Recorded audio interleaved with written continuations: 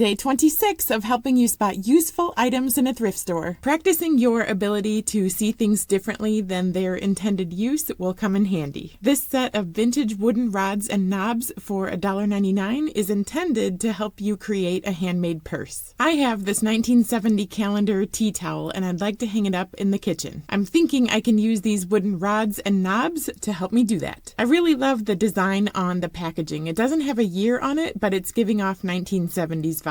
The plan is to drill 2 small holes into the ends of these rods and connect them with a tiny dowel. Then I can insert the rod into the top seam of the towel and hang it from a rope. Let's see if we can make my vision come to life. As for the spot I'd like to hang it, I have this wooden pizza peel that has been hanging here for a few years to cover the electrical. Back in spring of 2020, I removed all the kitchen cabinets and lighting and hung open shelves. This was back when I did brand deals as a job on Instagram. House projects gained the biggest engagement, so I always made sure to have footage of a project right before an ad. As I learned more about myself as a person that year, I quickly became disgusted with the concept of influencers and parasocial relationships, so I left that app and rerouted my content strategy. Anyway, we had these packs of M&Ms we received in a basket as a gift from a family member recently. I used one of the wooden sticks as a dowel in between the 2 rods, put a little wood glue in there, and clamped it together to let it dry. I did a few rounds of ironing to make sure I could get the tea towel as wrinkle-free as possible. I became impatient and wanted my camera and tripods out of the way before making dinner, so I added a little medical tape over the seam in the middle so the glue wouldn't get on the towel. For the knobs on the ends, I knew I wanted to be able to remove them easily when I swap out the towel in the future, so I carved the tips with a razor blade. Then I slid the rod into the top seam of the towel. It was a tight squeeze, but it still worked. For the knobs on the ends, I wiggled them onto the carved tips, and you can see in this spot I carved too far down, so I will make sure that spot is rotated towards the back. Now it's time to hang it up. I went through the rope options I have on hand. This is packaging from a blanket I purchased, but the color of the rope doesn't feel right. Twine feels a little farmhousey to me, so I landed on some white yarn for now, and I will keep an eye out for something orange and pink when I'm at the thrift stores. I moved the nail that was holding the pizza peel up,